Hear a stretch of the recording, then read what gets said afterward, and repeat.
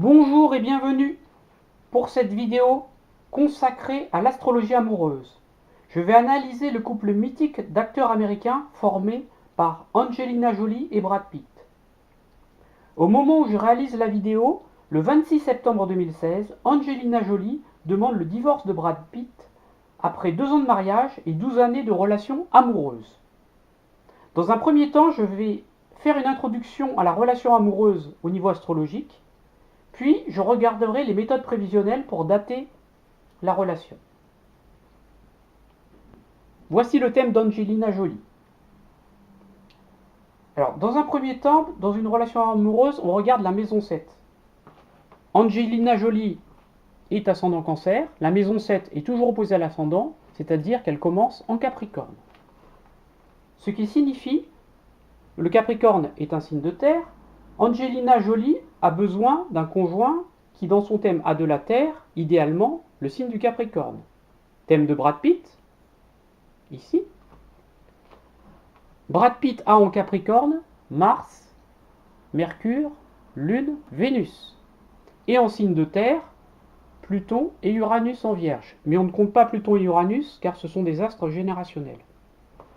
Donc c'est parfait dans la mesure où Brad Pitt a la Lune et Vénus, deux astres affectifs, dans le même signe que le début de la maison 7 d'Angelina. D'autre part, comme Angelina a la maison 7 qui commence en Capricorne, elle recherche un conjoint, a priori, plus âgé. Ça tombe bien, c'est le cas avec Brad. Il est plus âgé qu'elle. Chez Brad Pitt, ascendant Sagittaire, donc maison 7 juste en face en Gémeaux, il a le début de la maison 7 qui commence en Gémeaux. Donc au niveau relationnel, il a besoin d'une personne avec des signes d'air, idéalement du signe du Gémeaux. Je regarde chez Angelina. Angelina a le Soleil et Mercure en Gémeaux, donc dans le début de la maison 7 de Brad. Donc c'est parfait pour une collaboration. Deuxième chose, les carences en éléments astrologiques. Dans un thème, dès qu'on a une carence, souvent, pas toujours, on a tendance à attirer au niveau affectif quelqu'un qui vient combler cette carence.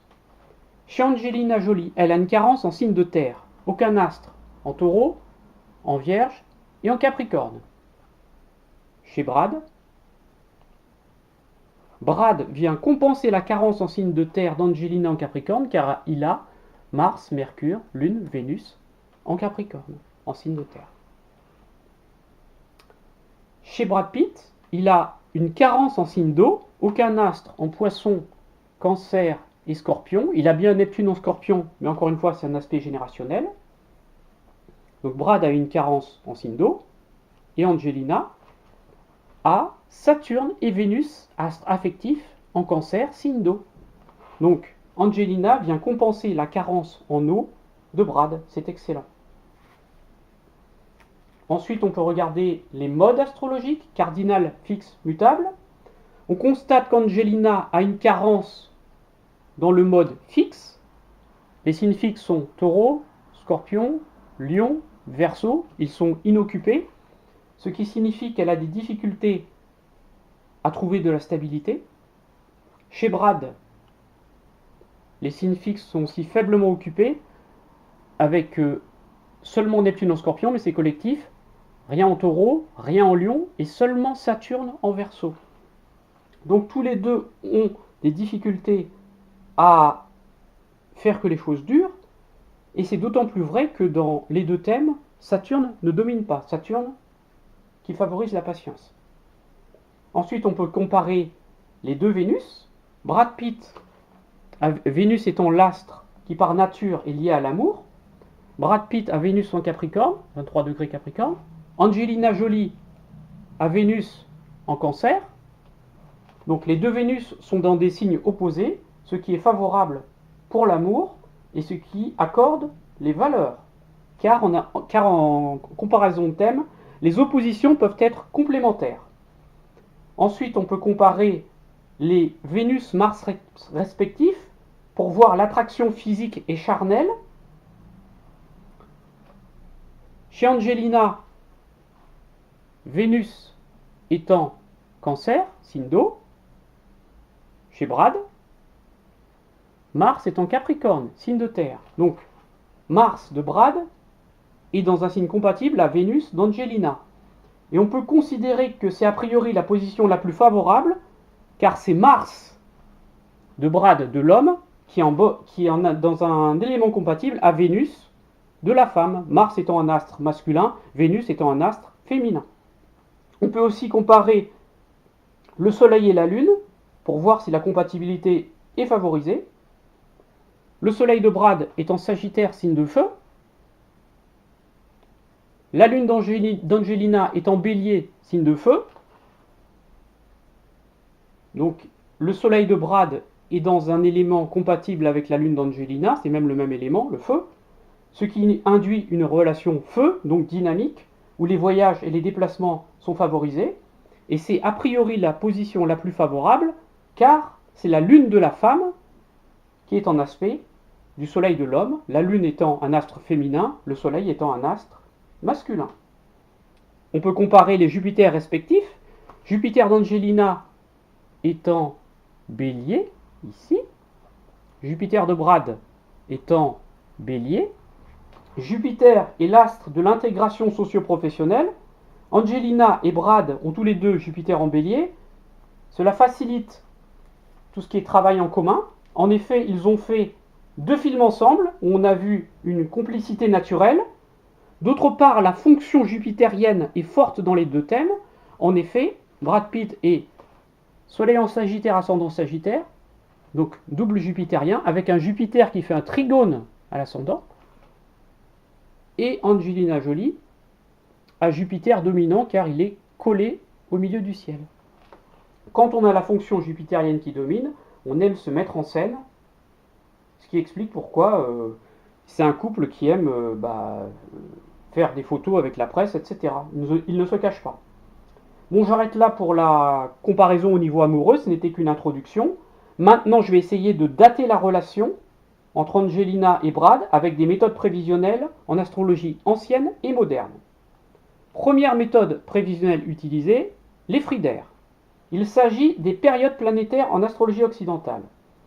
C'est dans le livre intitulé Angelina Jolie d'Andrew Morton, publié en 2001, que j'ai trouvé la plupart des informations. Donc, leur première rencontre professionnelle date de fin novembre 2003, sur le tournage du film Mr. and Mrs. Smith, sorti en France en 2005. Mais le problème, c'est que quand Brad rencontre Angelina, donc sur le tournage du film, il est marié, Brad, avec Jennifer Aniston.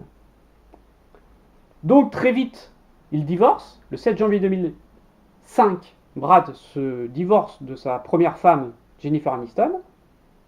Et aujourd'hui, on vient d'apprendre, là, il y a une semaine, le 15 septembre 2016, que Angelina annonce une séparation avec Brad Pitt. C'est elle qui a donné cette date. On constate en regardant les fridaires qu'ils se suivent, à savoir, ils sont complémentaires chez Angelina et Brad, en effet. Ils se rencontrent tous les deux en sous-période du Soleil. Le Soleil est par nature favorable au travail. Leur relation amoureuse débute véritablement en sous-période de Vénus, tous les deux, ou sous fridaire de Vénus. Donc en janvier 2005, mais en fait c'est peut-être fin 2004. Et ils annoncent leur séparation, tous les deux, en sous-période de Saturne. Saturne qui peut favoriser les séparations ou les restructurations. On note que c'est plus important chez Angelina, car elle est en période de Saturne et en sous-période de Saturne. Et c'est elle qui a demandé le divorce et la garde des 6 enfants. Ça, c'était la première méthode. Seconde méthode, les éclipses. Alors, premier cas, j'ai regardé l'éclipse qui précède la première rencontre entre Brad et Angelina. Donc, en novembre 2003. Il s'agit d'une éclipse de lune située à 16 degrés Taureau, du 9 novembre 2003. Cette éclipse, dans le thème d'Angelina, active Saturne natal par sextile, l'éclipse à 16, Saturne à 17.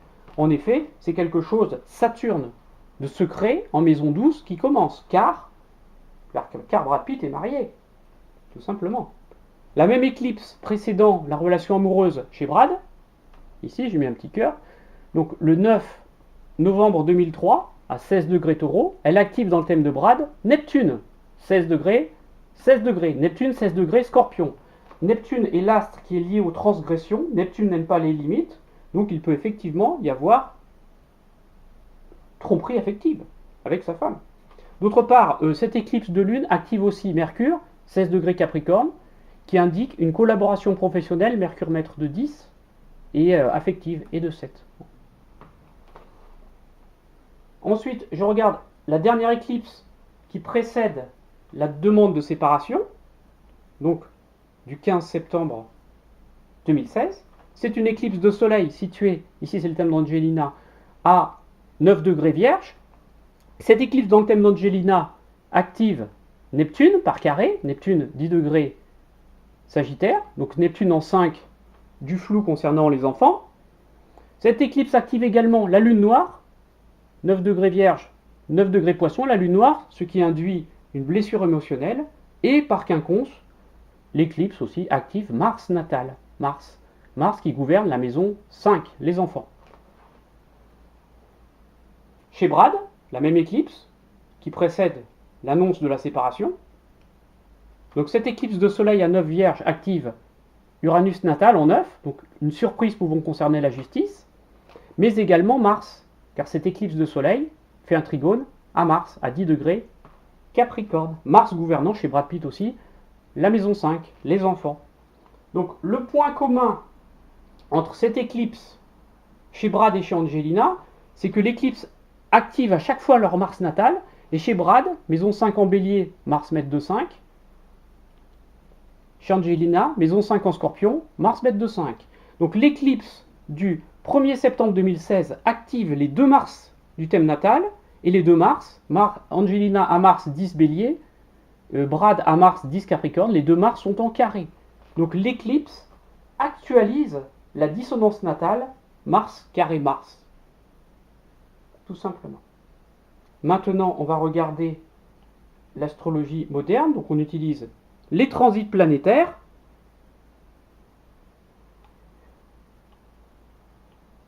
Les transits planétaires. Donc chez Angelina Jolie, qu'est-ce qui est activé ? Donc à l'intérieur, le thème d'Angelina, à l'extérieur, les transits planétaires, donc en rouge, 15 septembre 2016, pour la rupture, et en vert, le thème natal. On constate que Saturne, le 15 septembre 2016, active Neptune, 10 degrés Sagittaire, 10 degrés Sagittaire, Neptune en 5, du flou concernant les enfants. Et Saturne aussi active Mars par trigone, Mars en 9, maître de 5, donc les enfants peuvent causer un souci avec la justice, ou alors aussi les enfants peuvent avoir un lien avec l'étranger, car Angelina a adopté ses enfants à l'étranger. Donc Mars active, Saturne active Mars, et Neptune natal en transit 10 degrés Poisson active Neptune par carré, 10, 10. Donc on a vraiment la maison 5 qui est activée. Chez Brad, c'est encore plus net. Transit de Saturne, 10 degrés Sagittaire. Ce transit fait un carré à Uranus natal, Uranus en 9, donc pouvant amener un souci avec la justice. Transit de Neptune, Neptune s'oppose à Uranus, pouvant là aussi amener un souci avec la justice. Neptune fait aussi un sextile à Mars, 10 Capricorne, Mars qui gouverne la maison 5, les enfants. Ensuite, Pluton, 14 Capricorne, fait un trigone à Pluton natal, 14 degrés Vierge. Donc là, ça peut amener un événement radical. Et Uranus natal, Uranus en transit le 15 septembre 2016 chez Brad, 23 Bélier, fait un carré à Lune, Vénus natale, 23 degrés Capricorne.